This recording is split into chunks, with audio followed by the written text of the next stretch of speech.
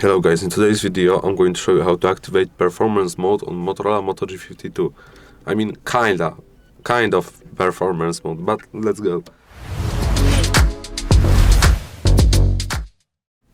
Okay guys, so all you need to do is click here on settings, then you scroll down all the way to system, you click system, and then you click performance, wait, not backup, performance, and RAM boost, you click here and turn it on.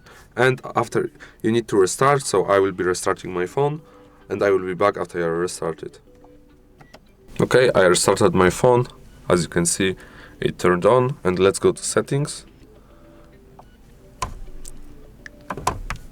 to the system and performance. As you can see, RAM boost is on, but what I saw is that it's much faster, to be honest, because when I scrolled it would have a delay. Right now it's very nice.